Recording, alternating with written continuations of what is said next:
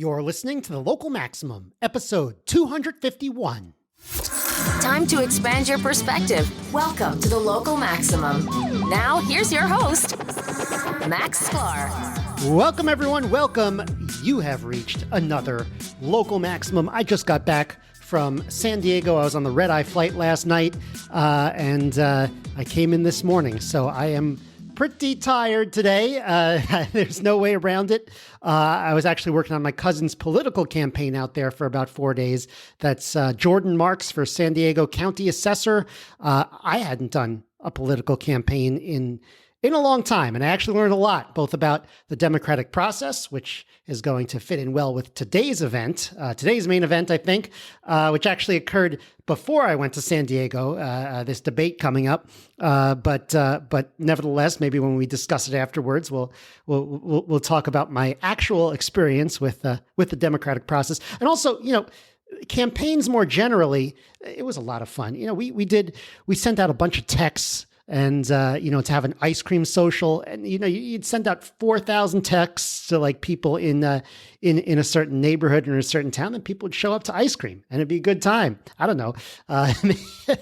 Yeah. And there were so many different like types of community groups that we go and see. You kind of visit people from all different slices of the community. I kind of like that aspect of it. But anyway, I also think that the campaign, more generally, it kind of gave me ideas or maybe inspiration to kind of find more people who would benefit from the Local Maximum, from this podcast. And so it kind of makes me want to reach out to more of you, the listeners, which I haven't done in a while, for reasons of difficulties that I got kind of off track. But I'm going to be doing more of that as we close out 2022. So if you're on one of my lists, prepare to be reached out to at some point.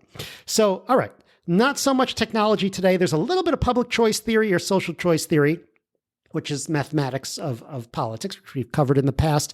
I'm going to play a public debate I did recently at the Shell here in New Hampshire, which the Shell is in Rollinsford. It's about an hour drive from where I am now.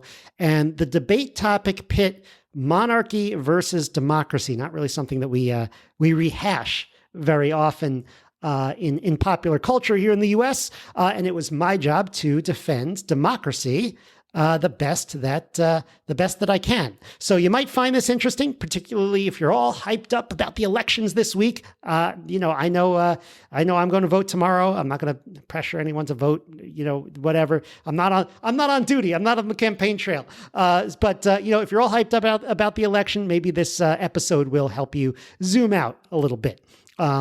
Before we get started, I just want to say the debate was a really incredible experience. It really forced me to think about why I believe what I believe, and just take note. This is the kind of a mostly libertarian audience, so I think I would have used the same arguments in different contexts, but I would have placed different emphasis if it were a bunch of tech Democrats back in New York, or if it was some kind of royalist society. I don't even think we have any royalist societies here in the U.S. Probably they have them in Europe, some kind of like monarchy restoration club. I don't know how I would approach it if I were doing it with them. But yeah, just a little context. So I hope you enjoy, and in a few episodes from now, I think we could discuss how I did, where I could have been better. There are definitely some questions that came up that I feel like I could have better answers for. So let's not waste any more time. It's a long one. Let's pull it up. Yeah. All right. Lots of new faces in the crowd tonight. I'd like to welcome everyone to the Live Free and Debate series. My name is Frank Natali. I'll be the moderator for tonight's debate. We've been on a bit of hiatus, so I'm glad we're back up and getting into the swing of things. Little bit about tonight's debate. It's Oxford style, so thank you for everyone that took time to vote before the debate. The layout of the debate will be 15 minutes openings for each participant, followed by 7-minute rebuttal, and then a 30-plus Q&A. I like to open it up to the floor. Really encourage questions. Don't preface your question with a 5-minute opening monologue. And then we'll give each participant about 5-7 minutes for a closing. Again, the resolution is monarchy is better than representative democracy. For the affirmative, we have Elliot Alu Axelman. He's a paramedic, author, speaker, liberty activist, and polyathlete. He has been volunteering and working in EMS since 2011. In 2014, he graduated #1 in his paramedic class at St. John's University. Currently, Alu is a critical care and flight certified paramedic, FTO, and teaches EMTs and paramedics at local institutions from time to time. Alu currently serves as the president of the Foundation for the New Hampshire's Independence, a nonprofit educational organization dedicated to informing New Hampshire citizens about the benefits of independence from the DC Empire. Alu is a frequent speaker at Liberty events, GOP meetings, and other political conferences. Alu identifies as a voluntarist, and I believe this is Alu's third time on the Live Free and Debate stage. Making his debate debut here tonight for the negative, we have Max Sklar. Is that right? Yeah. The Local Maximum is hosted and produced by Max Sklar. Max is a software engineer and new product developer by trade, with a focus on machine learning, Bayesian inference, content discovery, and prototyping. Max has spoken at a variety of conferences and universities, including the ACM Conference on Recommender Systems, the Cambridge Workshop on Urban Data Science, and Talkabout 2016. He also taught a course on Bayesian thinking at the Live Data Science Summer School. He holds a master's degree from NYU in Information Sciences and a Bachelor of Science in Computer Science from Yale. He is a former board member of the Yale Alumni Service Corps and led a volunteer trip to the Fort Mojave Indian Reservation back in October 2017. So, gentlemen, let's get started. Did we have a tally? Yes. I haven't done this before. No, just kidding. Is that door open for people who need to come in? Yeah, they'll be able to come in. Sorry. We've been off for 4 months, so just... So, the pre-debate voting. Those agreeing with the resolution at 31.6%. Those disagreeing, 31.6%. And the undecided, 36.8%. So, it really is anybody's game.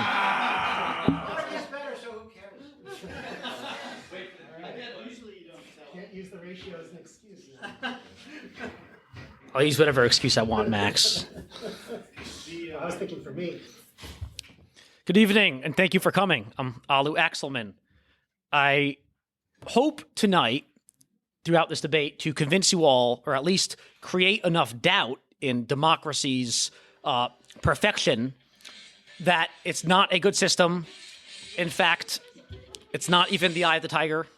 It's that it is possibly the worst system. I would say specifically representative democracy is possibly the worst way to organize a government. Of course, a pure Marxist-style authoritarian dictatorship like North Korea is probably worse. But what I hope to convince you all today, using evidence that, well, definitely worse. But I hope to convince you all that currently what we have in the United States is a representative democracy, and I'll get to the constitutional republic thing in a minute. And we are headed towards North Korea at light speed. I think everyone agrees that within a few years, 5-10 years, we're going to look something like the Chinese-style CCP venture socialist kind of system with a surveillance autocracy, communism, with some capitalism, and maybe even further towards communism like North Korea, which doesn't enjoy kind of the markets and some of the freedom that China has. So we're headed towards North Korea in our style, in our current form of government. Now, I wrote an article on Liberty Block a few years ago explaining that those who say that we're a democracy, like brilliant people like Alexandria Cortez, who, by the way, is my hometown. My father is congressperson now. So Cortez and other geniuses say we're a democracy. We got to save this democracy from those insurrectionists like you, all the crazy insurrectionists. We have to save our democracy. She's so dumb that she's gone full circle and been smart, and she's right. We are a democracy. But what I said in the article is the smart people who think they're smart, the pedantic people, say, AOC, listen, honey, we're not a democracy. We're a constitutional republic with some, democratic elements. We vote for legislators, but we're a constitutional republic in that certain things are off limits. We have constitutional protections here in this great country of America where certain things are off limits, like the Bill of Rights, the First Amendment, freedom of assembly and speech and religion and all that stuff. And the Second Amendment, we have the right to bear arms without being infringed at all, no exceptions. And the Fourth Amendment and so on. And we all know that the Bill of Rights totally protects us. We have no gun laws in the United States, right? What's that? We do? We have a few million? Okay, all right. I'm sorry, I was mistaken. We do have a few million. gun laws, and the ATF passes new gun laws every day without legislation. And the same with the Fourth Amendment. I just wrote a book about the Fourth and Fifth Amendment, how they're violated notoriously ad infinitum millions or billions of times. So the point of that is that the Bill of Rights actually does not protect us. So the theory, and I hope I explained this right, the theory of the Bill of Rights and the constitutional republic system as opposed to representative democracy is that in a pure representative democracy, all of the decisions are made by the democratic people voting for the legislators, and they make all decisions. The reason why, again, the pedantic people, not totally smart, but not totally dumb like AOC, the pedantic people who think that they're constitutional scholars, they say we're not a democracy, we're a constitutional republic because certain things are off limits. It's not open to the democratic element of the lawmaking process. Even if you have 100% of voters voting for legislators and the House and Senate are run by a party that wants to abolish guns, in our great country, certain things are off limits. But the actual facts, like the facts that gun laws exist, and plenty of other violations of constitutional rights exist, and the courts and legislatures and all that have said that it's totally fine, they're legitimate, they're constitutional. That evidence shows that we are not, effectively, in practice, we are not a constitutional republic where certain things are off limits, cannot be touched and violated by the democratic process, meaning elected people who are voted for, legislators. So that's why we're not a democracy, but we're also not a constitutional republic. It's gone full circle to we are pretty much a pure democracy, but even worse, and I'll explain why. If we were actually a pure democracy, and that's why I made sure that the debate official resolution, thank you, was not democracy, was specifically representative democracy. A lot of people say democracy is mob rule, and they're right. Democracy, it's essentially no difference between mob rule. But if we actually had what I used to oppose, which is a pure democracy without representatives, meaning every single person vote on every single law, it would actually be better than our current system. Again, everyone take a second, close your eyes, and think of the system that we currently have. We have, 4 million agents robbing us of half of our income, millions of bureaucrats and stealing more of our liberties every day. And we're going to look, again, very similar to China or North Korea within a few years. There's no debate about that. So currently, it's not really working. So that's what we have. In a pure democracy where every person votes on every single individual law, not voting for A or B legislator. Do you love everything about Baldock or Hassan? You got to choose one. Oh, well, I like certain things. Nope, you got to choose one. It's binary. So binaryism, and throughout the debate, I'm going to make the case that binaryism, which we've been driven to because the parties, and that's just the way the system is, there are two parties. The alternative is worse because the third party really does spoil it, and none of them three have exactly what you like. There are around 100 major issues, at least for me, and probably everyone here. There are 100 very important issues. Gun rights, taxes, education, surveillance, economic freedoms, so many. War, tons of very important issues. So what do I do if Baldock supports is in line with me on 63% in a good way, and Hassan agrees with me on 45% but very strongly, but opposed, she's the opposite of me in 20% of them, and Baldock is opposed to me on 16% of them. What do I do? I have no one who really represents me. In a pure democracy, it would be better because every individual in the United States can vote their exact will on every issue. For instance, cannabis would be totally legalized throughout the United States. Federal law or states or individual states, doesn't matter. There are things that are responsible. Was that a warning? So how much time do I have left? All right, thanks. So if we could all vote on every single issue, we'd vote for probably more police accountability, no federal qualified immunity, asset forfeiture, eminent domain. We'd have cannabis being legal. We'd have probably not so many wars. These are things that are very unpopular. But because we have to vote for the binary legislators, Republican and Democrat, two sides, two wings of the same bird, that's what really screws us. So it's gotten so bad that I would say, years ago I would have said it's mob rule, but now I would say pure democracy would put us in a way better position than we're in currently. So that's why I said representative democracy it really is like the worst of the worst, the total worst of almost all the systems. I have a bunch of other points here. Obviously, before I even started, I should have mentioned I'm a voluntarist. I don't think the government really should exist. If it has to exist, it should be really, seriously, just the protection of life, liberty, and property. Nothing more. Not going into our homes and making sure we're healthy or, educating our kids for 26 years. And if we don't, they call CPS on us. They should do nothing more than protecting life and liberty. And here's the thing about the Declaration of Independence, which preceded the Constitution. So for those who love the Constitution, which I don't anymore, the Declaration is what made it even a possibility, because first we had to declare the divorce, and then we could make our new arrangements. So first you have to divorce. So to say that the Declaration is not quite a legal document like the Constitution. I understand that, but it kind of is the divorce. So to say the divorce was never legitimate and then you're remarrying, that doesn't really make sense. So you have to recognize the legitimacy of the divorce. So I hope that makes sense. The Declaration said that the government is created among people to preserve life, liberty, and property, and the pursuit of happiness. Now, think about this. So the government, the federal government, was created for a purpose, to protect those natural rights, life, liberty. And do they protect them? No. They don't protect our life and liberty. People still die. They don't protect our liberty.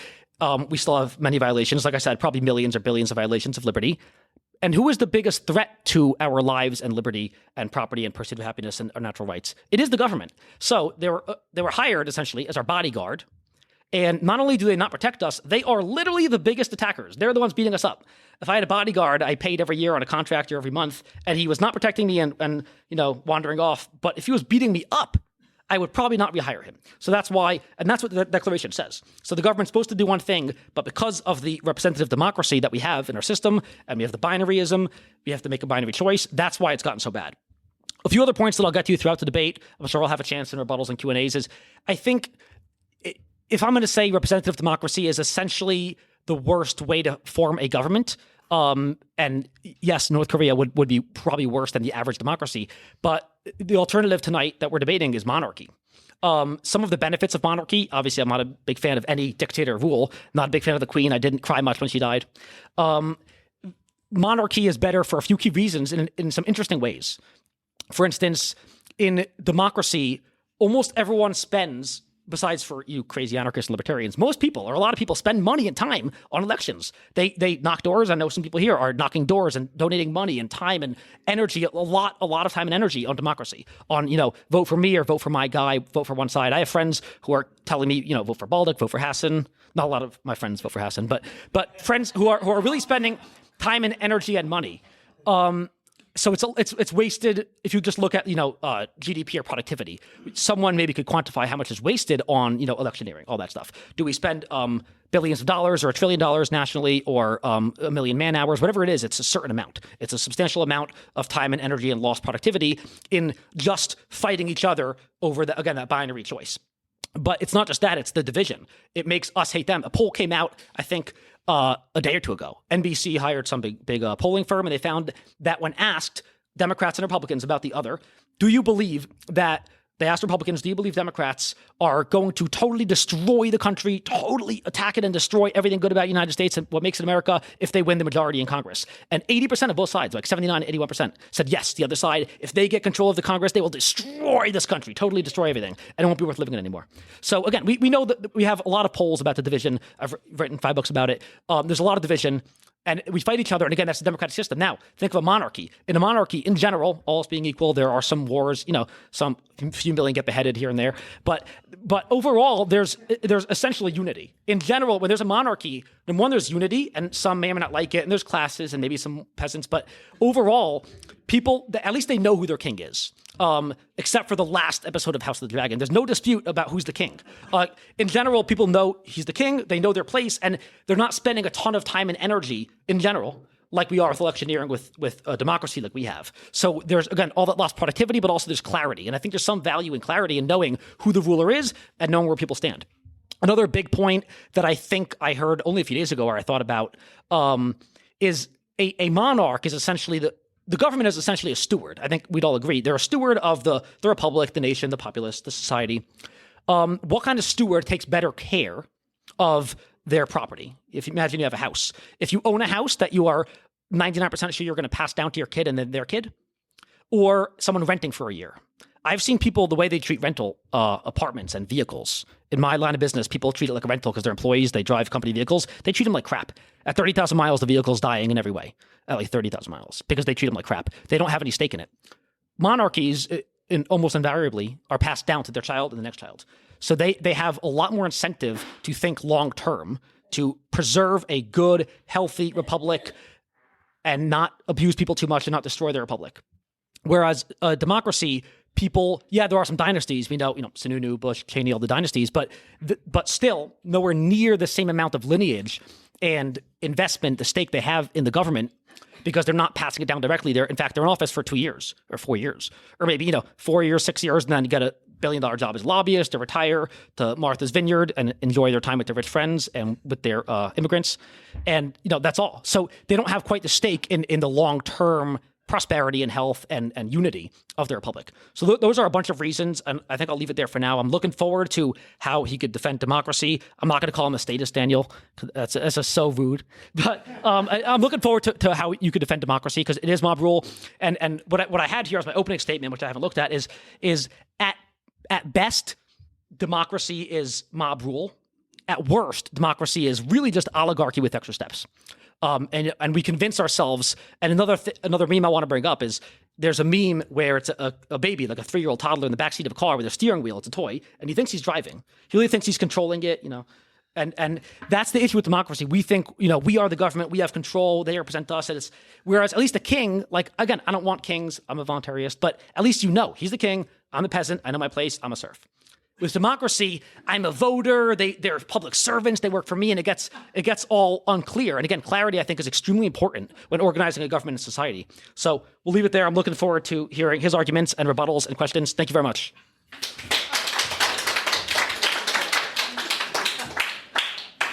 All right. This is going to be a lot of fun. The sound's on. All right. Thank you so much for having me today. Everyone in this room wants many of the same things out of our political system. If we must have a political system, we want a large degree of personal freedom. We want nice communities. We want a bustling free market where property rights are secure and we're all prosperous and full of opportunity. We don't want the state or the government to have too much control over our lives. So how are we most likely to be able to achieve this? I think some of you in the audience think that the answer is anarchy. How many anarcho-capitalists are in the audience? Oh my God, probably like 30%. All right, well, I've got some bad news today because your preferred system is not on the menu. But what else is new? I sympathize. In today's debate, we are assuming that there is a state, which is a monopoly on legal violence in the country, and we get to choose the form of government. Our individual liberty today is under attack. Something has clearly gone wrong with our government and our political system, and many believe that we need to make radical changes. Some of you might even begin to question democracy itself as the culprit. But I would encourage you not to fall into the trap of blaming the problems on something that just happens to be there. Representative democracy is not the cause of or at the root of our problems, many of which have come up more recently, and I'll show you why a monarchy will introduce many problems on its own, which would likely be as bad or worse than the ones we're facing today. There might also be many people in the audience who are thinking, as people I've spoken to about this, who could possibly want to resurrect a monarchy? What planet are you coming from? And so I say to you, keep an open mind, and it'll make your beliefs stronger, but I hope to pull you back in by the end, and you'll see that jumping ship to monarchy is not the way to go. So let's start with the historical record. Here in the U.S., we've had some form of representative democracy since declaring independence. Before that, we were a colony, but in New England, the crown was distant. We had democratic councils and elected legislatures making most of the decisions locally. So here in New Hampshire, we have been practicing, at least on the local level, some form of representative democracy for nearly 400 years. And that's enough time to draw some conclusions. If democracy really drains the resources and capital of society, you'd think we'd be doing a whole lot worse today. Where are the monarchies that have outperformed us on this time scale? If democracy is some kind of ball and chain drag in our society, then it isn't much of one. Alu mentioned that there's no debate that we're heading towards a China-style dictatorship in 6 years. I think there's a lot of debate. I don't know. We've been here. We've had this form of government for 600 years. We've gone off track and refounded and all that. So the historical record also seems to show that there is a connection between free enterprise and democratic societies, at least in modern times. Capitalism may have flourished in Europe in small city-states that were monarchies, but it seems like if you want freedom, you could have small states that compete with each other, or a democracy. It can't have a large state that's a monarchy. It tends towards state control of the economy. And if the monarchist argument is correct, you'd expect to see that reversed. The starkest example is the Koreas, which, by the way, North Korea has turned itself into a monarchy. And we're often told that it's a communist capitalist natural experiment, which it is. But, they started with a similar culture, and the Kims in the North have tended toward monarchy from dictatorship, while the South tended toward parliamentary democracy, even though when the South split off, it was actually quite authoritarian. So another example is modern Western European democracies versus the Russian Empire, where the side that clung to monarchy the hardest became a communist dictatorship, and the side with liberal democracy, however imperfect, had far more freedom and prosperity. So the line between monarchy and communism is more direct than you might think. But what about before modern times? Successful societies in ancient times had some form of democratic government. Famously, the Greeks and some elements of the Roman Republic. In the medieval era, Scandinavia, which was very successful, had parliaments, sometimes called the Things or Althing. Some of the Renaissance city-states had elements of democracy. And the Polish-Lithuanian Commonwealth was an aristocracy of lords, but they had a parliament, which is a democratic institution, and it was a more open society while it lasted. All of these places had problems, but not worse than the monarchies around them. So now let's go back to the ancient Greeks. They recognized three forms of government, each with an ideal state and each with a degenerate state, and they were always turning it into one another. They were monarchy, which is tyranny when it goes bad, aristocracy, which is oligarchy when it goes bad, and democracy, which is mob rule when it goes bad. The lesson that the Greeks took away from this, and I think it's a lesson that we do well to learn today, is that every form of government, in fact, every form of human organization, can be subverted by self-interested or incompetent parties. There is no perfect alignment of incentives. There is no perfect constitutions, only trade-offs. This is seen in the business world as well. Recently, on the Michael Malice podcast, You're Welcome, venture capitalist Mark Andreessen said, it turns out that those forms of government are also the way companies themselves are run. You actually have companies that are run like monarchies and tyrannies and aristocracies and oligarchies and democracies and occasionally anarchies. Companies are political organizations like everything else. He goes on to assert that Twitter is in its anarchy phase, by which I think he meant mob rule phase. So democracies do have failure modes. We might be experiencing several right now. We are experiencing several right now. But monarchies also fail. Democracies, you think, we can cede power to an oligarchy like a deep state. But in a monarchy, this group only has to control a single person. So whether that's the ruling class of Versailles before the French Revolution or the Praetorian Guard in the Roman Empire, the Merovingian kings of France saw their power diminished over time compared to other state actors, and they ultimately lost their throne. So monarchy has some of the same problems as democracy, but there are additional problems that are specific to monarchies that I have to warn you about. Early 20th century Austrian economist Ludwig von Mises pointed out that monarchies of Europe had this really big problem with wars of succession. It is a real problem. Who is the rightful monarch? And he said this before House of Dragon came out, and he said this also before that other show came out that's actually called Succession. People find succession worth violence and war because if their chosen person wins, they win or lose for life. I have this long list of wars of succession here, millions dead. Spain had them every a couple decades, it seems. So it got really bad, and they were frequent. So Mises points to democracy as significantly reducing war by better handling of the succession problem. Even if you don't like the outcome of an election, you're better off mounting a campaign or becoming politically active than fighting a war. So now we get to the argument that monarchs are an owner and not a temporary caretaker, so they will have better long-term incentives. So first I ask, what is this incentive? What is the monarch actually optimizing? Is this like the optimization that a farmer has for the animals on the farm? Is the best that we can hope for to become farm animals? They'll need to feed us and milk us and breed us up to a point, and then after that they'll work us to the bone rather than just sacrificing us right at the beginning. Okay, great. You might be saying, well, if I were king, I'd want a dynamic, open, free society where people have the right to live and work the way they want because that's what's best for the long term. But I'm not so sure we're going to get someone so open-minded. At least in a democracy, there is a way to fight back. So also, this long-term incentive argument over-optimizes.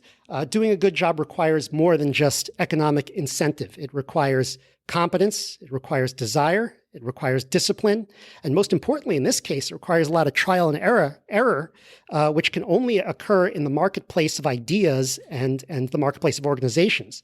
So if you're not oriented to care about certain things, like what happens in 100 years, then economic incentives don't work. And there are lots of examples of monarchs that were incompetent or just didn't care. And occasionally, people find themselves engaged in self-destructive behaviors. It's part of being human, and this doesn't change if you wear a crown or if you become a billionaire. So the argument gets even worse when the incentives are far into the future. Humans really struggle to look just a few years ahead. No one is good at looking decades, not to mention centuries ahead. If you dispute that, think about your own job. The fact is that you're usually not presented with two decisions like A, we'll rob your country blind right now and have a party, or B, this is the long-term key to success. If you've ever done business strategy or technology strategy, sometimes it's hard to say. And running a government is a lot like that. It's a complex system. So the government needs to decide things like which countries should we ally ourselves with? What kind of treaties should we sign? How should we allocate our infrastructure budget? None of these decisions are going to change based on who the kingdom passes to in 50 years. And one of the examples I gave, which I can give, because it looks like I have 5 minutes, is like, imagine that you have this exam that you're going to take in a month, and you're told that if you do well on this exam, which you think you might be able to do, you're going to get $1 million. You say, okay, great. I'm gonna stop what I'm doing. I'm gonna get up every day and be like, okay, how could I prepare for this exam? Maybe I'll hire tutors. I'll get some good rest, and that's the best I can do. Okay, then we tell you, okay, now you're gonna make $1 billion. Okay, what else can you do? I mean, all you could do is you could stress out more, but at some point there's only so much you can do. And I strongly believe in incentives when it comes to economics. Like if you have a test where you make $1 billion, it's going to attract a lot more test takers than if you have $1 million. You have more people passing, but on an individual level, it might not change the. It's not going to change the behavior. So you really have to have someone who's going to wake up and say, okay, this is my duty to do the best job. This is my responsibility, not thinking about, how much money they're going to make. So what does it really take to be a good executive leader? CEOs are often not the owner of their companies, but even among the ones who are, this is temporary. After a certain level of incentives, it really comes down to motivation, duty, and discipline. For these leaders to do a good job, it's good for them to be low time preference person, but they also need to feel like they have a duty to the company and to the shareholders. Are they actually able to control their own psychology, keep their cool in tough situations? And even if a leader does well, they often need to be replaced anyway because they have a perfectly reasonable strategy and it just didn't work out. And leaders often accumulate lots of past decisions, and it's hard for them to go back on these decisions. And sometimes the company needs to bring in someone who thinks completely differently. And that's when the board, the oligarchy in charge, replaces their CEO. So oftentimes the whole organization needs to be replaced as well. We need a competitive system to do this, to replace the state, to replace stale old organizations with newer dynamic ones. This is the process of creative destruction. It prevents the accumulation of errors and the staleness of ideas, and it's one of the most important ingredients for prosperity and freedom. Monarchy just throws this all away. Ironically, this makes democracy more stable in the long run because it prevents the descent into a single ideology. Sometimes monarchists like to paint their rulers as objective and practical, but in reality, large monarchies usually develop these kind of God-king type ideologies. So in democracy, when a political party continually doubles down on its bullshit ideas, eventually they'll be replaced. They'll get flushed down the proverbial toilet of history.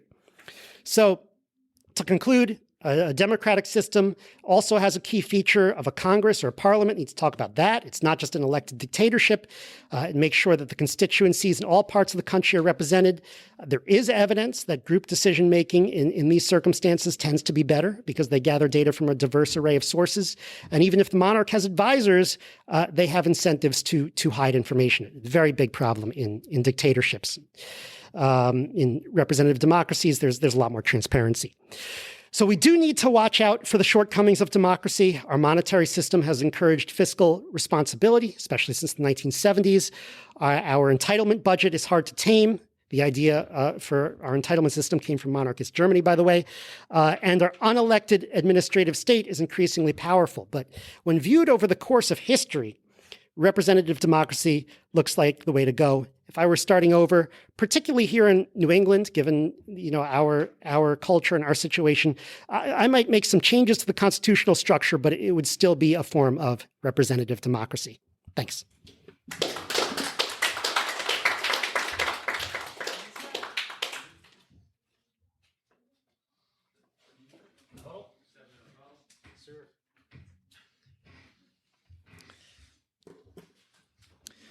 All right. He mentioned that historically monarchies, I think he said, where are the monarchies that are bastions of freedom right now? There are no monarchies. They've all become these great democracies.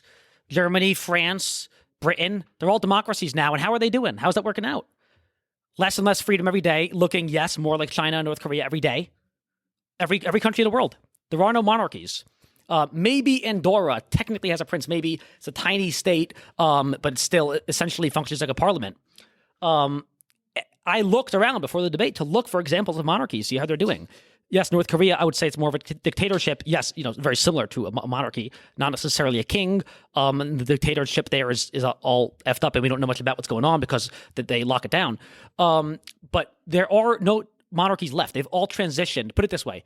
Over the last 100, 200, 300 years, all the real monarchies, England controlled, England, Canada, Australia, and some other places, they've all transitioned to parliamentary system. The Queen is essentially a figurehead with a few tiny duties, and almost everything is run by the British Parliament. And again, I would say that system is a little better than ours because they have a prime minister that could be thrown out like this after 40 days. Imagine if we can get rid of Let's Go Brandon in 40 days, but they know they're there for 4 years. So that system's kind of a little better. But they've all transitioned to parliament, and just look at, I guess, Britain 100 years ago or 200 years ago, whenever they had a monarchy that really had more power and no parliament. I don't know, Max is smart. He probably knows when the parliament came to be in Britain. Let's say it was 100 years ago. I guarantee they had more freedom than they do now. Right now, we've all seen the meme. Oh, you got a license for that TV. You need a license for a goddamn TV. You need a license for everything. Don't even think about having a gun or a knife. You can't have a knife. They come around and confiscate them. So the monarchies that have become democracies, again, we think that's becoming civilized, but it's the opposite. As monarchies transition to more parliamentary democratic systems where we vote for everything, the society gets ruined. Prosperity goes down the drain. Taxes increase to up over 40, 50, 60, 70%. In the cases of Denmark, again, the monarchy, the Kingdom of Denmark, used to be more of a kingdom. Now I'm sure it's parliamentary. And again, now their effective tax burden is around 80, 90% in Denmark, I believe. So tremendous taxes. And overall, by the way, the social and economic freedoms, besides the taxes, Denmark, I believe, has more economic freedom than the United States, by the way. So they do some things better, although their taxes are like pretty close to 100%. But they overall probably have more freedom than we do. But overall, the monarchies, as they transition, and again, just think where we are now, the United States. Not yet the Republic of New Hampshire, but we'll get there. But right now, look at 250 years ago, 1775, before we declared independence from Britain. I guarantee in almost every single way, in about 90% of ways, we had more freedom under King George III in 1770 than we have now. In fact, within a few years, they started losing the freedoms. Marbury v. Madison, then something else, and then FDR came along, the NFA, Gun Control Act, and it's just been downhill from there. The monarch, I think most of the sources seem to say, every source I could find for the overall total tax burden, total taxes from every form of everything in 1770 was around 3%. They had no taxes on income. They had a few just tariffs and one or two tiny window taxes for however many windows your house has. Very, very low. It was like 1 or 2 pence, which I did the math it was like in the range of, I think, like $8 a year or something. Very, very little. Very, very, very small tax.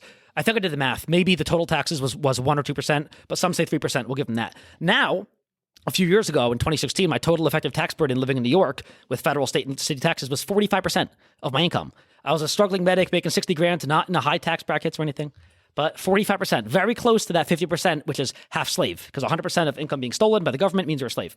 So look at the, obviously, surveillance. They didn't have technology, like we do now in 1770.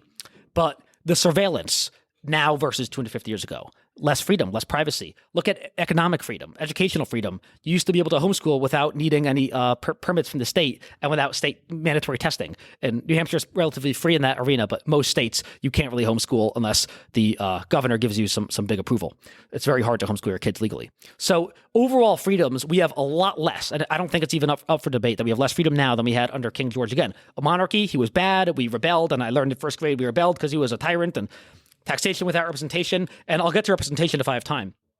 So overall, I would say the monarchies have transitioned to democracy, and they've diminished freedom in every example. Now, you mentioned that democracy allows the people to have a say and we're represented and all that. I wrote a long article a few years ago, and I've included those arguments in my books.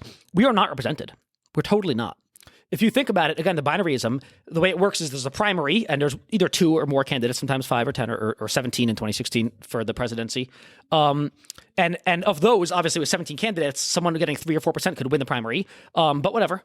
Then in the general, everyone has that binary choice again, and you have to vote for the lesser of two evils, which it is what it is, for better or for worse. That's how it goes. And what happens is the only people who affirmatively support that person were those who voted for them in the primary. If you look at Chris Christie, the dictator of New Jersey for 8 years, when he ran for re-election, that was 3% of the people. And I think only 4% of the voters. And that was only a 2-way primary. If it were like a 5-way, he would have gotten like 1% of the people in New Jersey affirmatively supporting him. He won the primary, barely. He won the general, barely. And he was dictator, king, almost like a monarch, king, for 4 years in New Jersey. And by the end of it, he was one of the most hated governors, but I think he was termed out anyway. Then he went on to do bigger and better stuff and run for president and keep being dictator. So you could win elections with 3% in the primary. And I've seen, I think it was actually in Wyoming or Montana, somewhere in the Mountain West, where someone won with 15% in the general election, I believe, because they had like 5 candidates. And again, that's how it's plurality, not a majority. So you could win with very little. And if you could have a few buddies run as well, so you have 3 or 4 candidates, you can win. It's scary. You could win with, 10, 15, 20% of the vote. But even best case scenario, let's say Maggie Hassan and Shaheen, they didn't get 51%. They got, I think, 49 and 46% of the vote. That's BS. And that's only those who vote. Because remember, around 50, 60, 70% don't vote. One of the biggest turnout elections before this fraudulent one, before this election, sorry, YouTube, before 2020, one of the biggest turnouts was 2016. Guess what? 25% of the people, eligible voters, adults, voted for Trump, and about 25% voted for Clinton. 50% essentially voted NODA, and you libertarians know what that means. 50% of registered voters essentially voted against them both, voted, I don't want either of them. So again, it's tremendous. So with 25% of the vote versus 25.001, we're saying Clinton and Trump have a mandate? That's BS. So I'm out of time, but those are only 2 of the reasons, and hopefully later I'll have opportunity and questions to discuss more of the reasons why we're totally not represented at all. The representative democracy thing is BS. So thank you very much. I'm looking forward to questions.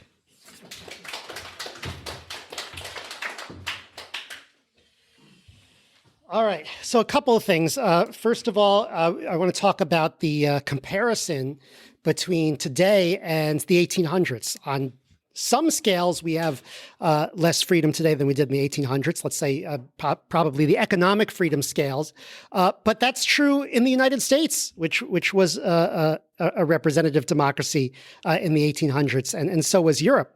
And it wasn't like the monarchies were getting better and better every year. The monarchies will continued to violate people's rights every year. They also accumulated authoritarian laws and rules. Again, if you talk about economic freedom, the entitlement state, the welfare state that was pioneered by Germany under a monarchy, by the Kaiser of Germany.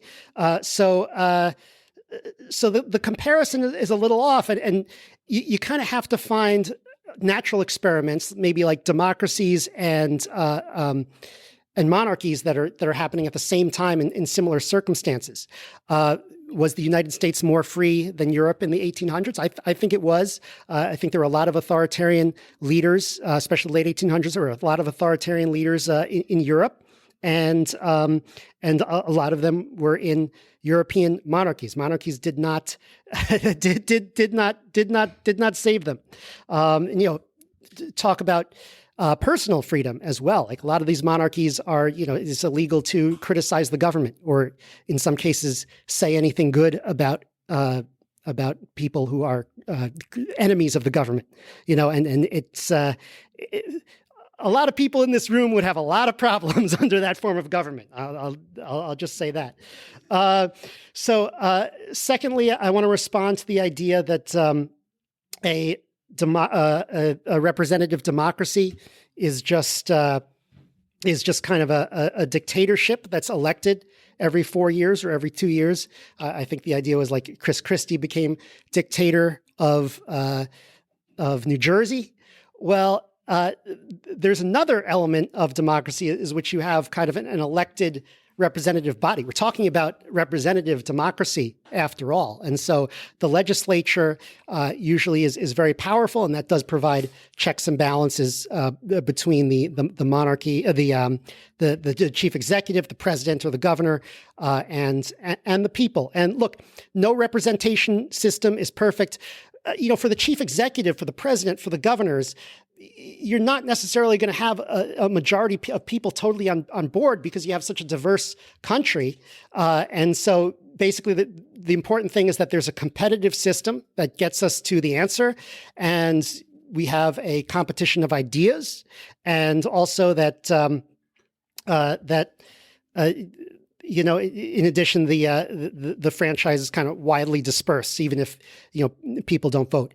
And then legislatures can be better or worse. I think that the New Hampshire legislature is really the best example of this. When you have 400 people who are who can represent the people of New Hampshire very well because there are so many of them and there's so many voices and they're closest to the people. And then you have kind of a Senate, which is sort of the professional class. Okay, I also want to respond to one other thing, which is that, the Bill of Rights doesn't protect us. So it is true that there have been violations of our natural rights, our constitutional rights, continuously throughout the operation of the Republic. But I went around and asked some, gun rights people, people who support the rights to bear arms. And I asked them, do you think that we'd have more, do you think you'd be in a better position or worse position if the constitutional framers or Madison just decided not to include the Second Amendment? And almost all of them said, yeah, then we'd be totally screwed. So the Bill of Rights does get violated. There's nothing, preventing the government from violating it. They do sometimes, but it is a tool that can be used to fight back, and it does occasionally work, and it does occasionally allow us to crystallize these important principles of liberty and get back to it from time to time. So I think again, like, you can point out all the problems that democracy has. Democracy doesn't always protect your rights, but if you go to monarchy, you're just giving up all your rights to one person and whatever creatures are around him or her, and so you're just giving up entirely. And the historical record doesn't show that monarchies have these are like bastions of individual rights, and you have to kind of reach up to I'm going to have one example from the 1700s of monarchy and one example from the 1900s of democracy. It doesn't really. I don't think those are really good comparisons. So I'll end it with that.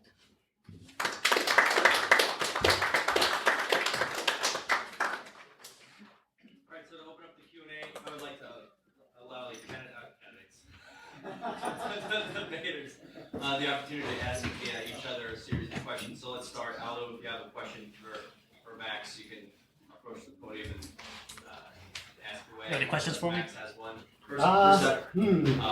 And when we proceed to the audience, if you guys can just speak loudly, we're just a little concerned about the microphone up front picking up the questions. So. Yeah. I'm not sure. We can go in the audience first. Yeah, sure. Yeah. So this gentleman, Danny boy, luscious head of hair. Thank you. Throw his hand first, Right. so we go up here. Thanks. So first, thanks for defending two horrible forms of government. I guess I have questions for each of you. So first for Alu, I think your view that I don't think there's really a lot of historical evidence to support your idea. That government, under monarchies, they pass things to their heirs, or under democracies that were short-sighted because historically, monarchists got killed often, very. So there was not a lot of stability under monarchy. And two, there are career politicians. You can start in one part, get promoted to the other part, so you do care, at least to some degree, to say on your reputation, and you do care somewhat maybe about the long term. Was there a 5-minute limit? Is that it? That's it, go ahead. All right. Yeah, good question. I'll repeat it for the mic. Daniel wondered or challenged my assertion that monarchs traditionally pass down their kingdom, their reign to their heirs because they do get killed sometimes. And also, he said, democracies have some dynasties, and they certainly do. We know the Sununu dynasty, dictator Sununu, his father was a dictator as well. So we know that's true, and I think I acknowledged that in my opening statement. As for the kings, how often do kings actually lose their life? I'm not sure. I'll have to circle back to you on that. We'll get Zensaki in here, and we'll do some research. I don't know how many monarchs have died. I don't think it was very many, to be honest. They had soldiers on us lowly serfs doing their battles for them. I don't know how many of them got killed. As far as career politicians, you kind of answered your own question there, I think, when you said someone like, we'll take Chuck Schumer, who's now the Senate Majority Leader in the United States Senate. We'll take him for an example. He was a politician since, I believe, 21. He's probably 65, 70 now. He was a politician. At 21, he was elected to the New York State Assembly. And when I say short-sightedness, this is what I mean. So they call it the State House. They call it the State Assembly. So he was in the State House in New York, and at 21, and he never had a real job like Bernie Sanders. He's been in government his whole life, and he did that, ruined that, did some other stuff, and then went to the U.S. Senate. So you can kind of hop from one thing to another. You know what I mean? So it's whereas a king is a king. That's all. He's the king of the republic. A career politician, yes. What they'll do is, like, again, Christie, U.S. attorney, then New Jersey dictator, then running for president, now doing something else, then sitting on a beach making memes, and then like doing all these different things. You could have different jobs. You can ruin the city, ruin this, ruin that state, move. Mitt Romney moved from Mass to Utah to wherever, and he'll ruin every state, ruin the whole U.S. Senate. So you can move around, whereas a king doesn't really have that luxury to move to a different kingdom. So I think there's a little bit of a difference there. So I think that would be the answer. You had a question for Max as well? Yeah. Can you address the idea of rational ignorance under democracies? Because you say, well, if ideas are bad, then people would vote them out. But because your individual vote doesn't really matter, people are not well informed. So that assumes people are well informed, which I don't think. Okay, so that question was on rational ignorance of the voter. The voter is not well informed. I also want to respond to the idea of some of what the modern politicians are up to. But also that's first of all, I just want to say, the fact is, representative democracy has been around for thousands of years or centuries, and so when making your decision, I would encourage you to take yourself out of this particular time. So let's get to the rationally ignorant voter first. So that is a problem. I think that many people don't do a whole lot of research on the candidates. Even if you do a lot of research on the candidates, a lot of people kind of have tribes, Democrat tribe or Republican tribe, and a lot of people actually choose based on what their social circle is thinking about, or what's going to look good to their friends, and so that is a big problem in a democracy. I think that ultimately what the parties have to do is that they have to, find the influencers, not the Instagram influencers, but they have to find, people who are well respected in society and try to convince them over time to change their position. And so I do think that there is kind of a corrective mechanism over time. It's very imperfect. It sucks. I know you just said we're defending two very bad forms of government. But yeah, all I can say is it is a problem. But the problems with democracy or the problems with monarchy are even worse because those people just get they're if they have a problem, if their rights are being violated, they'll just be discarded. So that's their thoughts will be discarded. So that's my response to that.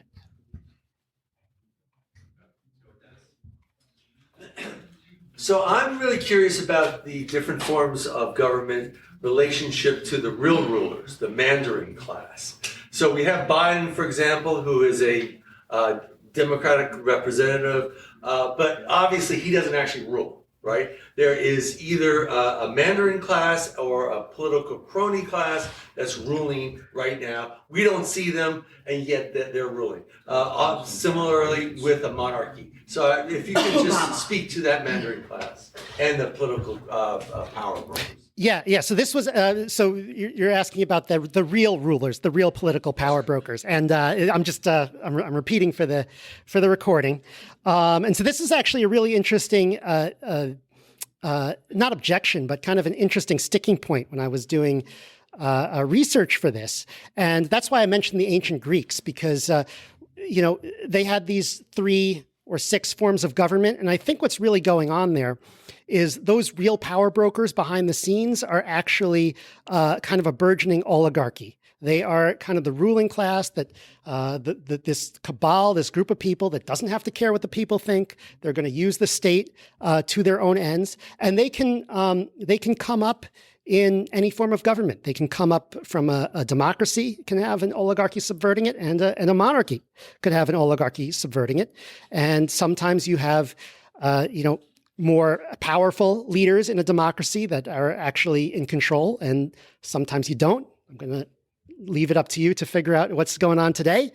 In a monarchy, sometimes you have kings that are really in control, and sometimes you don't. Sometimes he looks nice on the throne, or the queen looks nice on the throne, but they're really not gonna do anything for you, either good or bad. It's really the powers behind it. So I think it really just all comes down to the Greeks, the fights between these forms of government that are always changing into one another. And are there things we could do about it? Possibly, but I think it's like outside the scope of this debate. Who's better, the enemy you know or the enemy you don't know? With a monarch, we know he's the king. And yes, he might have a council of advisors, senior advisor, his family, and a few people by the throne. But it's the king. You know who it is making the decisions. With a democracy, we have puppet Biden. We have any puppets. We have people who are essentially functioning as oligarchs. So right now, let's say Biden is somewhat a puppet or fully a puppet. Is his dementia severe or moderate? We can argue that. But the government is run by Biden, Schumer, the Senate Majority Leader, Kamala Harris, VP, and Nancy Pelosi, Speaker of the House, and probably some money from Soros and BlackRock, which I think controls $10 trillion in total funds they control, because they control the biggest funds in the world and all the investment portfolios and everything, so they can move their weight around and vote their shares and control a lot of money and threaten to invest or divest and control the world. So there are all these dark things that are not elected, and not even to mention all the federal agencies, the 400 agencies, nearly all of which have their own police departments, and the judiciaries, the courts that are not elected at all, and the lobbyists. So there's all these dark powers that have, I think we all know, have a lot of power, but we don't even know who they are. We can't influence them. With a monarch, yes, it sucks, but you know what you're getting. It's a monarch. Him and a small council will make decisions. With this, we don't know if it's Biden making decisions, or is it Soros? Is it Oprah? Is it Obama? Is it someone else? Is it Zelensky? Is it the Azov Nazi battalion of Ukraine? Who's making the real big decisions? Is it Xi Jinping? Is it Putin? I've said for a long time, Xi Jinping probably controls Biden. Who knows? We don't know who it is. So I think the big thing is who's better, the enemy you know or the enemy you don't know. I'd rather at least know it's a monarch. And again, he might be a good guy, might be a bad guy. With democracy, it's almost 100% the bad guy, and it's a way of happening. It's weird, but it's a rule of physics pretty much that the crap rises to the top. The democracy almost always finds the worst people. Trump and Clinton and Obama, think about it. These are the worst people. 340 million people, and the very worst end up in the Oval Office somehow. I don't know how, but that's how it happens. Because the incentives, I think you mentioned incentives. The incentives are all effed up. With a monarch, he wants to keep either a good republic, or he's a bit selfish, but usually a good republic and happy people, so he doesn't lose his head, as you mentioned. But also he wants it to be happy, pass it on to his heirs. With the democracy, the incentives are so effed up. There's incentive for corruption, because you need to be corrupt so you can get favors, so you can get reelected. You need to make money so you can get millions of dollars to get reelected. You got to paint the bad guys, paint the other guys as bad guys. With the monarch, he doesn't have to worry about reelection. The incentive is running the nation or not, but the incentive is not to screw people and pit them against them and say, you should hate women, you should hate Jews, you should hate them, and everyone should hate each other. Republicans are going to kill you all. So the democracies actually thrive off of division. They have to have division. Democracy literally means, people voting against the other side. So you have to make Democrats to be the enemies. Republicans are stripping your rights. With a monarchy essentially fosters unity, whereas democracy literally has to thrive inherently. definition of democracy has to thrive on division. So again, that's another terrible reason. The incentives, I can go on for hours about the incentives of democracy and how much corruption there is. Monarchs don't really have need for corruption, though. A monarchy, I can't imagine why they would have corruption. They have all the gold they want. They can steal your gold. They could do eminent domain asset forfeiture too. But they don't need corruption. The amount of corruption that I think we all know about from democracy is just tremendous, and monarchs don't really have that. Thank you. Can I respond? I'm going to switch my vote. No, you do it afterwards. So first, there's the question of division versus unity, and I think that is part of the marketplace of ideas. And again, if you're just going to have unity all the time and you're not going to have a marketplace of ideas, then you've thrown out creative destruction, which is going to lead to a stale society, and it's going to lead to lack of innovation, and it's going to lead to an ever-increasing ideology, authoritarian ideology around the king. And to the argument of at least who's in charge. Again, as I said before, that's not always true. That's not historically been true. Sometimes the king is controlled by a deep state, not just a democracy. And we've seen this happen again and again, where monarchs are undermined by burgeoning oligarchies. So yeah. Any other questions from the crowd? I think gentleman. What do you Scott? Yeah. I don't know your name. Matt. Yeah, Matt, Yeah. I have a question for Matt. Sure. And so, don't you think that everybody that votes in a democratic republic, representative democracy, in effect becomes a monarch, that they exert power over the lesser voters in the society? So if you have a 51% vote that everybody should take Joe's house away, they can do that. So what's your feeling about that level of control that people have over each other every election day? And do you think that that's just and moral? Okay, so the question is, does the electorate have the power of a monarch, and they're going to take away people's rights? Is that a problem? Is it the same thing, and is it immoral? Okay, so first of all, I want to start with the argument. You might have heard this, that democracy is four wolves and a sheep deciding what to eat for dinner. Right, you might have heard that, and so they vote to eat the sheep. But actually, that's usually not what happens. What happens is, the wolves are kind of debating amongst themselves how their society is going to be run. And so maybe a coalition of two wolves might say, okay, well, we won't eat the sheep. That way we'll get, a coalition, and we'll have 3 against 2. And then we'll have we'll get our way more than if we teamed up with the other 2 wolves. So the lesson from that is that in a democracy, there is kind of a way for voters to defend their rights, even if you have to kind of ally with political organizations and groups that you might not be so happy with. Whereas in a monarchy, you just can't. And also the checks and balances of a chief executive and the legislature, a representative legislature will do that as well. So of course it happens. Of course they can do it. Of course it's immoral. Of course it's wrong. But it happens in both systems, and at least in democracy over time, there are self-correcting mechanisms, whereas, a monarch can just do whatever they want. You said there are checks and balances, even in the freest state, in the freest country, union in the world, where we have a representative democracy, a democratic republic. You said there are checks and balances from the legislature and, 3 branches. We all learned the Civics 101, but it's BS, because in practice, even in the freest state, dictator Sununu shut us down and shut out the legislature for 16 months. And what happened? And here's what it all gets back to. There's no punishment. So the great Constitution, insofar as it is a constitutional republic, but again, it's really a democracy, almost a pure democracy, but worse, there's no punishments. So again, the laws for us have punishments, the laws for them, the Constitution, the few laws that are supposed to restrain government have no punishments. So when dictator Sununu declares an emergency for corona fascism for 16 months, so it's a pretty long emergency, and says we can't have, legislators make legislation. No, I'm going to make all the rules, executive order. For those of you who don't know, for 16 months from 2020, 2021, dictator Sununu, formerly called the governor, made himself dictator, kind of like a certain guy in the middle of Europe, made himself high chancellor due to emergencies of Jews wrecking the country in 1930s Europe.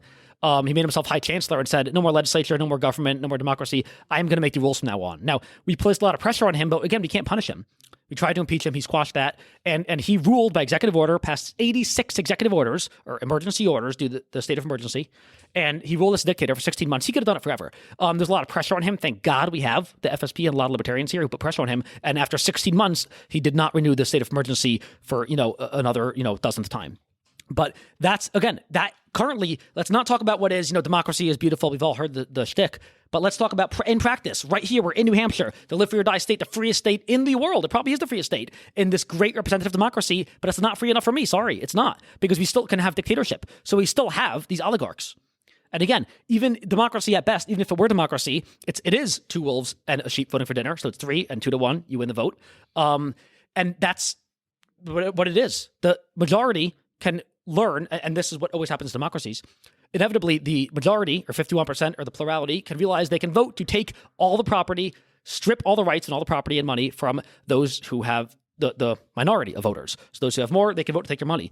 And again, in this precious, amazing, beautiful system that you're trying to defend here, and I applaud you for trying to defend, the worst system of government known to man. In this great system, we have checks and balances, the Supreme Court and 3 branches, legislature and judiciary and executive. The Supreme Court of the United States ruled in Hawaii versus Midkiff in a Supreme Court case a few decades ago that it is totally acceptable for the state of Hawaii to use eminent domain to essentially take buildings, take property from people who own them for public use, and the public use was this, not to build a railroad. It was to take it to give to those who have less property, who have less money, and that's all, redistribution. And the Supreme Court ruled in Hawaii versus Midkiff, look it up, Supreme Court case, it's totally acceptable for the government to steal property from you and give it to you because you have less. Literally the definition of socialism, according to any definition. And the Supreme Court in this precious, amazing, beautiful system, representative democracy, republic, and courts, and the court has ruled that this is okay. And I'm going to write a book one day, hopefully in a few years when I have time, of like 100 Supreme Court cases where they totally destroy our rights. And the Supreme Court has ruled, and I mentioned and presumed guilty, like 80 examples where the Supreme Court said, yes, your rights are violated, and that's totally constitutional, totally okay, no problem. So that's what you got in your precious system with democracy and with the courts and the checks and balances. So the checks and balances are total BS. Thank you. So I want to respond to that. First of all, the idea is New Hampshire is not free enough for me. I agree. That's great. But we are not comparing our current system, our representative democracy, with the perfect system.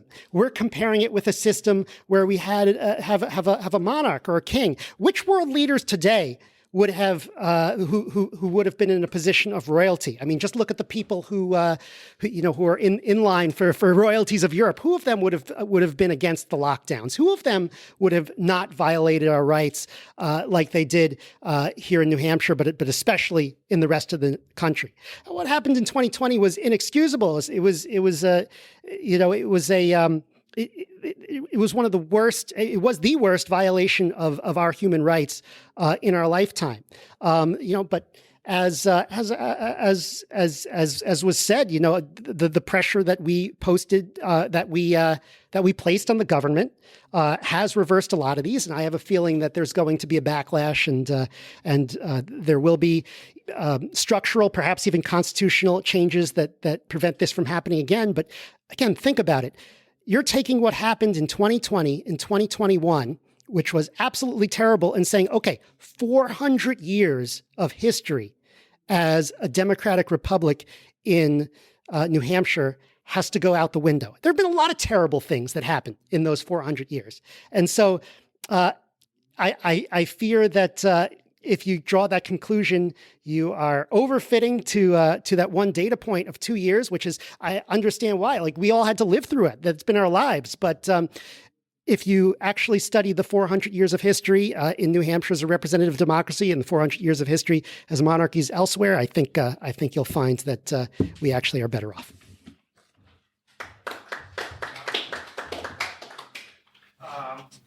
First one to Max. With democracy and isn't it is in how the system is a representative democracy, isn't it just sort of geared towards special interest, taking control of like the democratic process and being actually more of an influence than the democracy itself? Yes, the question is, do special interests take over in a democracy? And yes, they could. That is one of the failure modes of democracy. I think there are some structural things that you could have that prevent this. So, for example, New Hampshire legislature, the lower house, particularly because it has so many people involved and they have such small districts, you're less likely to get that to happen. There are a few cases of it. What else did I want to say on that? I think that the other thing to keep in mind is that, again, we're doing a comparison here of democracy to monarchy. It's hard for me I don't really have a lot of good examples of special interest in monarchy, but I wouldn't be surprised if there are a lot of special interest. Basically, who happens to be around the king ends up being, who happens to be there ends up being who is favored. So a good example of that would be medieval France versus medieval Germany under the Holy Roman Empire, where a lot of the monarchies in the Holy Roman Empire, a lot of the states were concentrated, were very tiny. But in France, you had one big monarchy, and all of the culture and all of the wealth in France were in the capital city. Because, if you're the king, if you're in the castle in the capital city, you don't really, you and your ruling class didn't really travel outside of that. You didn't even have a legislature of people coming in from outside of that. So, they're also going to ignore a lot of people. So again, the special interest is a failure mode of democracy. I think there are ways to fix that within the democratic system, and it's also not, monarchies are not immune to it.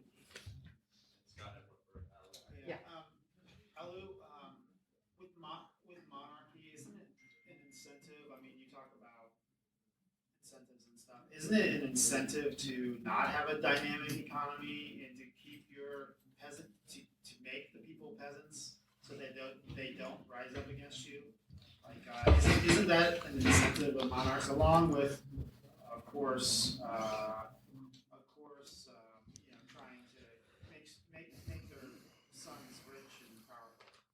Yeah, great question. Scott asked, isn't there an incentive in monarchy to keep, just like in democracy, to keep the peasants down, keep them in their class, and kind of prevent them from rising through the ranks and class mobility and becoming more wealthy? Yeah, I think that's probably an issue that's present in all forms of government, certainly representative democracy and monarchy. I think, we can address the Laffer curve and overall productivity and the best policies for, taxing. The Laffer curve is pretty much the perfect tax rate. If you tax them too much, they're going to go to a different country or outsource or produce less or just work less hard. If you tax too little, the government will make less revenue. So there's a sweet spot, maybe around 20%, whatever. And democracies do that. So what we currently have, which is a democratic oligarchy, I think we all agree on that definition. We have a democratic oligarchy now. They kind of do that, but they don't have great incentive, especially now with the green envirofascism. It's all about the environment and not about humanity. They weirdly don't have an incentive to even let us have economic prosperity. China, the CCP, which is socialist, but they're smart, they're allowing economic freedom to lift people up and they take a lot of taxes, but they let them have economic freedom to run their businesses. The US politicians are a little dumber, so they kind of have a lot of economic restrictions and taxes. So it does make us less prosperous. Whereas a monarch, they do also have similar taxes. So you have, I don't know if it's called taxes, it was called, whatever, duties to the king. You have to give a certain amount of gold or whatever every month. So they also have that incentive to let them be prosperous. And the reason why I could argue that they have a better incentive than a democratic oligarchy like we have now is, again, they're going to pass it to their son. Whereas here we have a bit of dynasties, but it's mostly politicians who are short-sighted, out for themselves, and they don't really care quite as much as the monarch to pass a great, prosperous, healthy, prosperous economy for their kids. Yep. You want to respond? Yeah, but you can go ahead. Okay, you've been, so prior to, let's say we're on the classic gold standard, direct election of senators, prior to 1913, would you have been fairly happy with the form of government the United States had, like, let's say in 1890, like with Grover Cleveland? That's a great question. He asked what I've been happier with our current government if I were alive in 1890 in the United States. Yes and no. I do think overall we had less freedom. That was before 1930, so we had zero gun laws. We had the gold standard, no Federal Reserve. We had way less government power, especially with the technology of spying and surveillance. So overall, would I be happier? Probably. Would I still be a voluntarist? I don't know. And what's interesting is that Cuomo and de Blasio pushed me to become a voluntarist. I was just a regular conservative, and they pushed me. So would I have gotten that push to go from kind of liberty conservative to voluntarist or pretty apolitical? I don't know. But overall, yes, I do think it's hard to say, but probably I'd be a little happier because we have more freedom.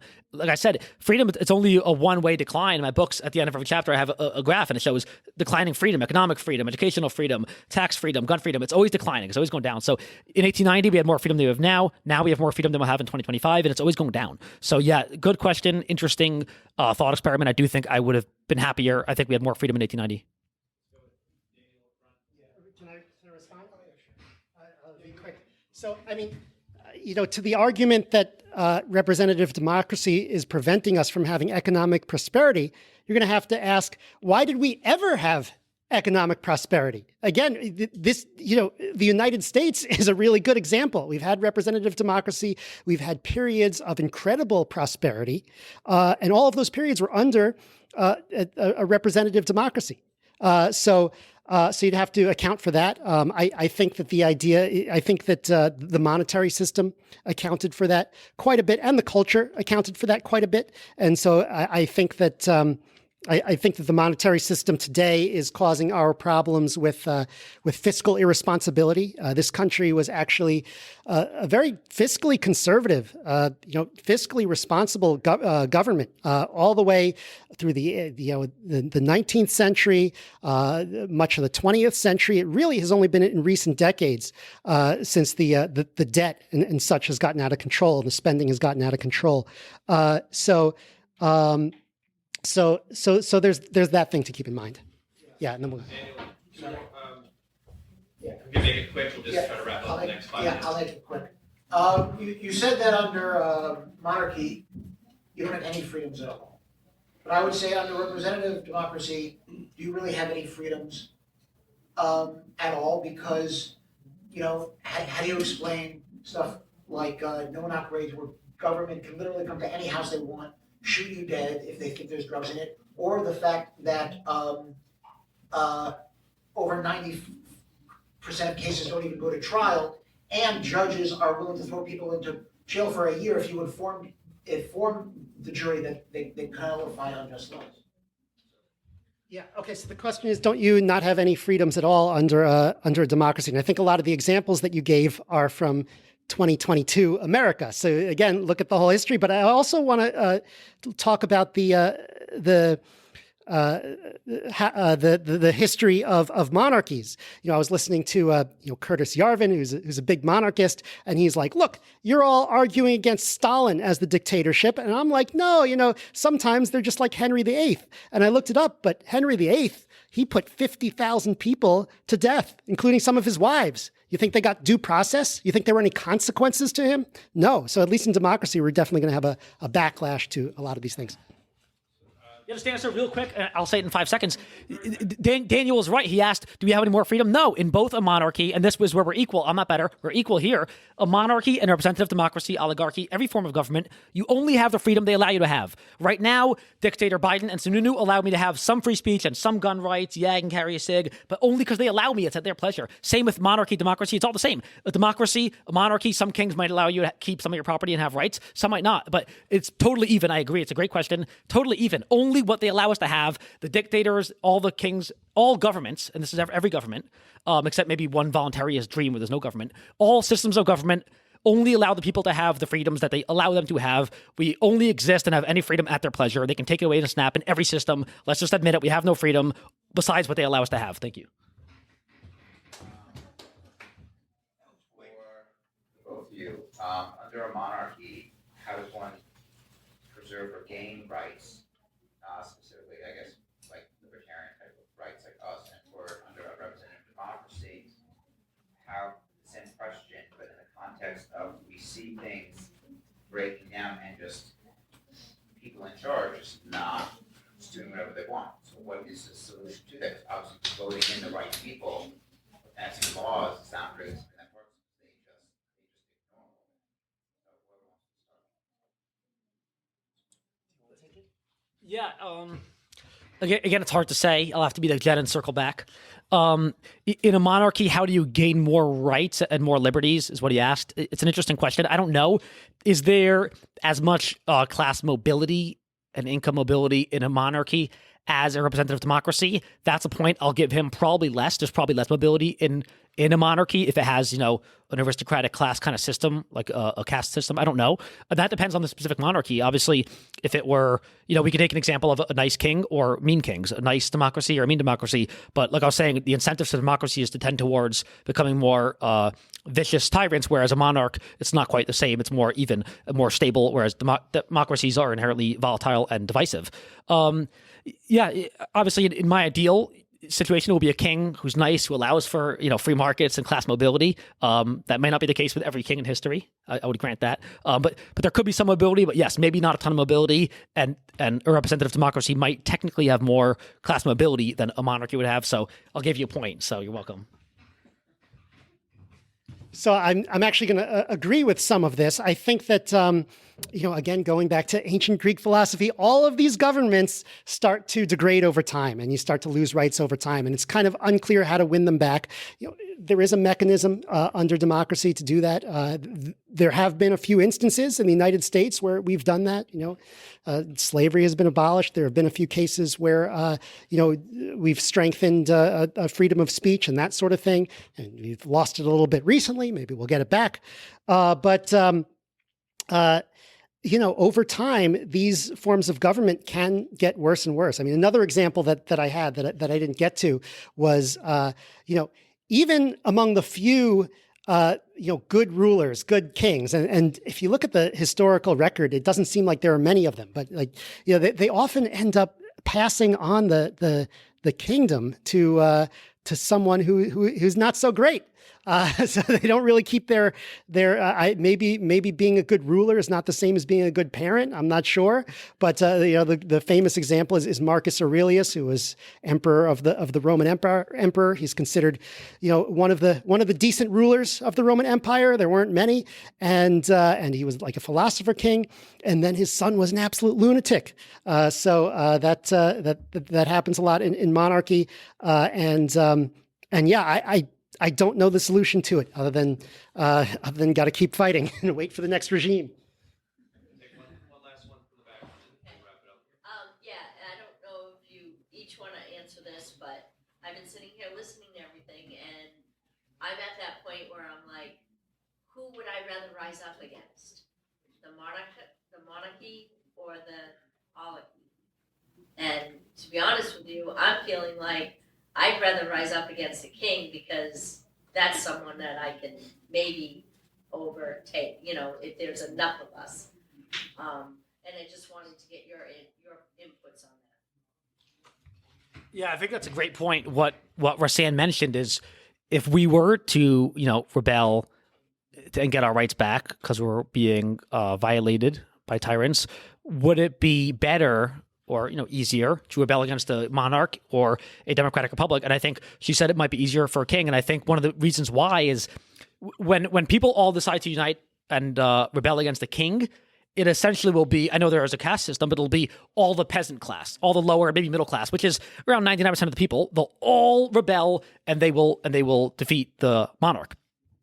In a democracy like we have now, where it's split, let's say it's 50-50 and there are other parties, but let's say red and blue at best will get all the reds or all the blues, which is at best 50%. So you're working with at best 50% will rebel. It'll probably be more like 1%, but even at best it's one party, and one party always loves those in power. And again, this is the divide and conquer, and that's why the next book will be They Fear Unity. It'll be about divide and conquer. But I just finished the draft already, so I'm working on it. It'll be about how they divide and conquer us based on all these different things: red and blue, and man and woman, old and young, and black and white, and rich and poor. They divide us and they keep us against each other. And again, divide and conquer. It's the oldest mantra in the book of how to rule over people and violate their rights. So yeah, that's a great point. You're right. Against the king, yeah, it's hard. He's a king, and their men have the guns, but so does the government here. But at least you can potentially the potential max ceiling is 99% of the people in the republic, whereas in a democracy, the max you're looking at is around 50%, because 50% are always going to love those in power because of the false notion of controlling the government. Thank you. So you said you'd rather rise up against a king than rise up in a democracy. I just want to point out, like, if you actually lived in a monarchy and rose up against the king, things are probably not going to work out very well for you.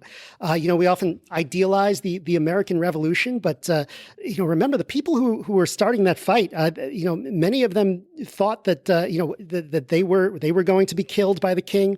The monarchy in Great Britain, said anyone who is treasonous against the king is going to be put to death. And they meant it because that's what they did to other people who rose up against them over and over again.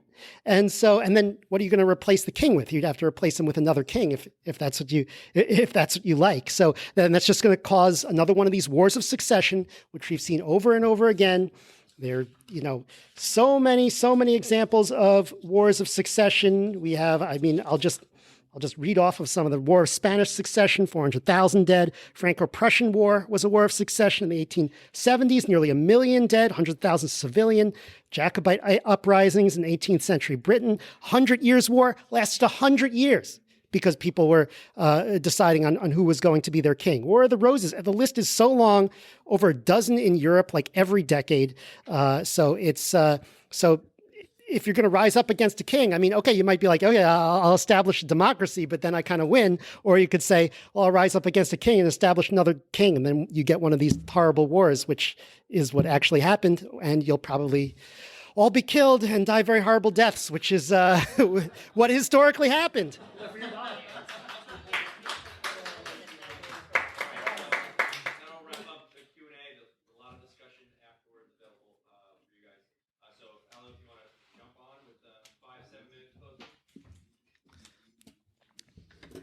Thank you, Max. The last thing he mentioned, I'll respond to, because he said there are wars of succession, not to be confused with secession. I've heard people mispronounce it, by the way. Almost everyone does, by the way. 90% of people. I would say democratic elections could be disputed. For instance, 2020, a lot of people, including myself, do think that there were a lot of issues for fear of being banned off of the world. A lot of issues. And I've written articles of explaining, with some evidence, massive amounts of issues and reasons I believe that the election in all the swing states was very fraudulent. But also 2016, there were a lot of disputes. Also 2000, there's a big Supreme Court case about it. And everyone's still upset. Both sides are bitter. But also in, I think, 2016 or who knows when, in Georgia, the lady down there in Georgia, Stacey Abrams, still thinks that she won that election. So there are disputes. Also, other great democracies that I'm sure you love, like Venezuela, they voted, and it's still a crap show over there, right? Between the dictator Guaido and whoever the other dictator is, I don't care. There's a dispute because half the people say we voted for him, half of them say it's him. There was another vote, another great democracy. I'm sure people who love democracy love Ukraine and Russia, all these great bastions of freedom. They have democracies.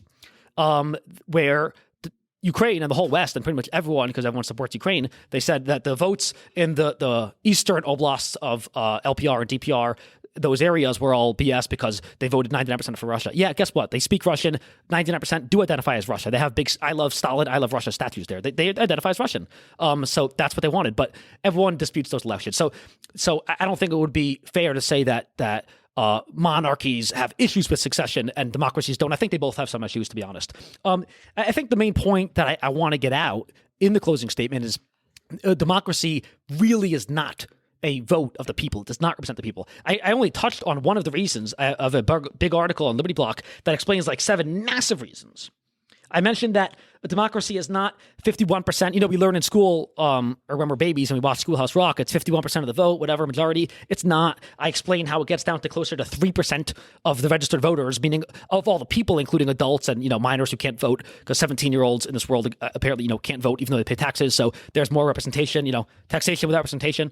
So they can't vote. They're 17, but they pay taxes. But forgetting all those, just the registered voters, adults who registered to vote, only about 3% vote for those who end up becoming the dictator or president. So that's another issue. I touched on that, but the bigger issues are federal agencies, which I think I touched on as well. We have 400 federal agencies, 4 million federal bureaucrats running around the United States, violating our rights every day with, again, they have military type of weapons, and you pay for their weapons, and they use those weapons to abuse me. So again, it's a great system. The third is the court. The judiciary is not elected on the federal level. It's appointed by the president, and the Senate almost always confirms. Four is lobbyists. Another reason we're not represented by this great democracy that some people here seem to support. The lobbyists can legally, and I learned this when I worked on a congressional campaign back in the Communist Republic of New York, lobbying and bribery is really legal. It's literally legal for a person, from a big firm to give money to a candidate or an elected politician, as long as he doesn't literally say, I'm giving this to you so that you vote my way on that bill. If he just gives them the money, you're allowed to donate, and it happens all the time, and it is what it is. In fact, I don't even know if I would support restricting that, because it's a First Amendment issue, as we saw with Citizens United. It's a tough issue. First Amendment probably trumps that, but again, you can't stop bribery. You never will, unless you go to a full monarchy, which, maybe we are going towards tonight. So another big reason is UN and globalism. It's really weird. It's hard to find real good information on this, but the federal government has essentially signed some treaties. The Paris Climate Accord under Obama, and on other big treaties, climate arms treaties, all that stuff, of essentially binding the United States government.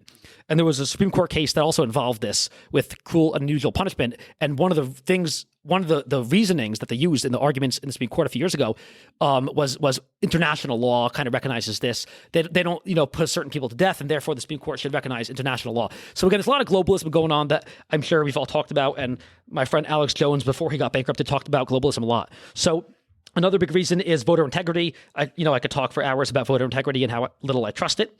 And there was another big one here, I think. Oh yeah, incumbent advantage. So there was a lot of debate about whether or not you should support term limits. And I was going back and forth saying, well, we do have term limits. It's called an election every 2 years. Haha, you could vote them out. But not really, because the incumbents have tremendous advantage. Not just if you look at the data on polling, incumbents do better because they have name recognition, they're already in office, they have experience. So voters think they have good experience already, they know the job.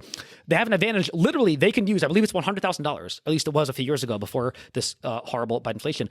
$100,000 a few years ago that they could use of public funds towards their reelection campaign. I don't know if you guys knew that. So again, that's a very simple, concrete advantage incumbents have. So thank you. I'll only need like another 17,000 hours to get done what I have here. So they have all these built-in tremendous advantages, and obviously not to mention like the spying that Obama did on Trump, and you can spy on your opponent when you're in office. So I think you also mentioned in a monarchy you can't really do much to petition for your rights. You can circulate petitions, get a few signatures, and hand it up to your king and say you want certain rights, and he'll respect it about as much as our current elected officials respect our petitions, right? So not very much. They'll file it in the circular filing bin in the corner over there. That's where they'll put it. So I think in closing, I didn't even get a chance to get to nearly all my arguments. I think someone touched on Brian Kaplan, mentioned the myth of rational voter. Voters do not decide what's rational. If you read the book, anyone I think would be convinced to oppose democracy. Voters, there's a myth that voters kind of, some are wrong to the right, some are wrong to the left, and overall they have, crowdsourced good information. That's wrong because there are misconceptions that are more common. But I guess in closing, literally just think about, and I keep saying this, think about the monarchy that controlled us 240 years ago and how much freedom we had. Our great-great-grandfather in 1770, let's say George Washington was your great-grandfather, how much freedom he had versus now. I don't think there's much dispute that he had more freedom. So the same system, I know we're trying to compare apples to apples, the same system under a monarchy, we had, let's say, this much freedom, 99%, with very little taxes, and now we have this much freedom, like 4% with 50% taxes, and diminishing freedom every day. So if you just compare those, think about what we currently have in our system, an illusion of choice, an illusion of freedom and democracy and the will of the people controlling the government, versus what we had in a monarchy, which at least could be better, but I think this current train we're on can't get worse. So I would at least hope for a decent king or even a crappy king, because it wouldn't be as bad as this terrible tyranny we have now going to hell. Thank you very much.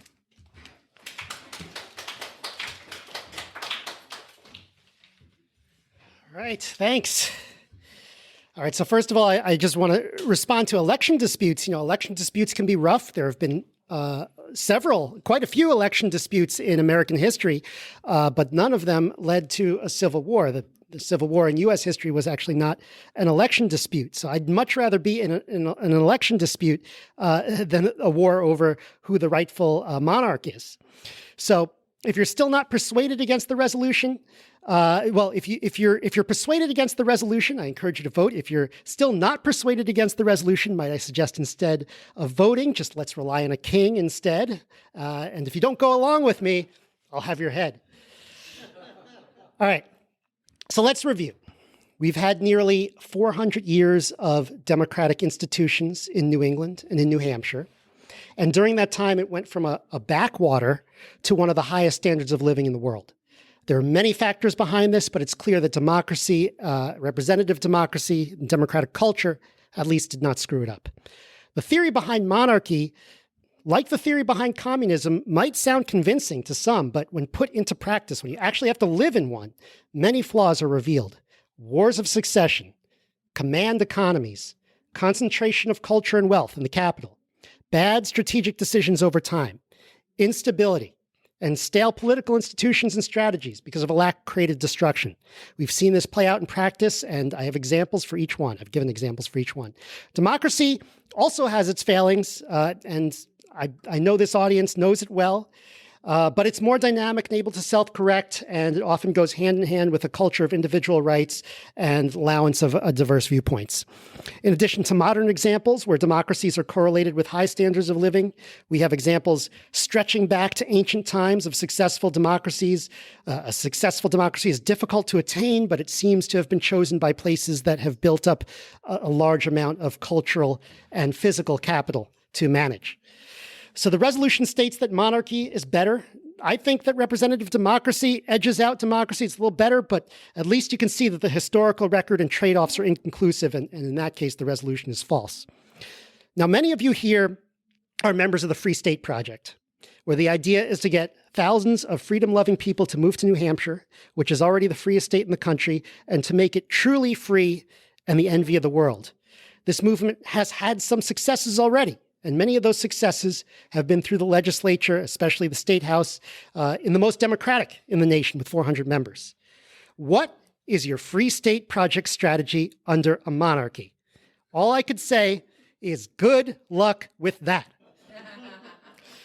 So you might agree with George Washington when he said, government is not reason, it is not eloquence, it is force. Like fire, it is a dangerous servant and a fearful master. Your enfranchisement is a slice of that force that can be used for personal self-defense. Even if you don't use it directly by voting and participating, you still benefit from it, just like the right to bear arms helps the pacifist and the freedom of religion helps the agnostic. If we're going to have a state, someone is going to have access to this powerful weapon. And if not you, someone else, and it will be used against those who don't have it. Give up your enfranchisement at your own peril. So for those reasons, I encourage you to vote no on the resolution.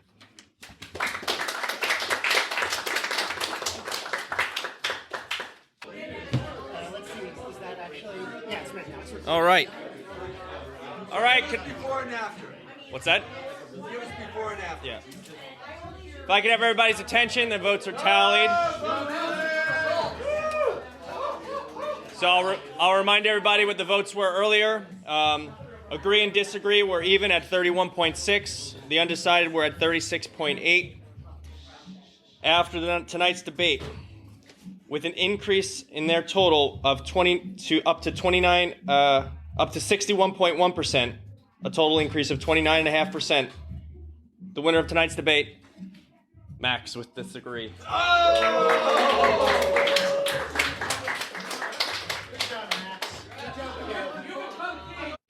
All right. I didn't want to give away the end at the beginning, but on the plus side, as you can see, yes, I did convince a large portion of the group.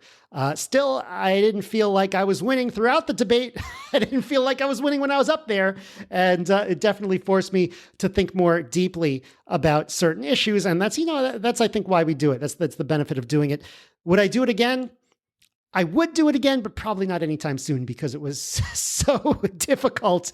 It was a lot of work. So props to Alu, who was willing to publicly take the more dangerous position and defend it forcefully. Next week, if we don't move things around, I want to do a look back on Hurricane Sandy if Aaron's available. We're going to follow up on this debate. And also, I recently submitted a 30-page manuscript to the Journal of Theoretical Probability. So I know it'll be a few weeks before I hear anything back, but maybe we'll follow up on that, what I have to say on that, because that's one of the big projects I've been doing the last few months. All right. Have a great week, everyone. That's the show. To support the local Maximum, sign up for exclusive content and our online community at maximum.locals.com. The Local Maximum is available wherever podcasts are found. If you want to keep up, remember to subscribe on your podcast app. Also, check out the website with show notes and additional materials at localmaxradio.com. If you want to contact me, the host, send an email to localmaxradio@gmail.com. Have a great week. Feel the power.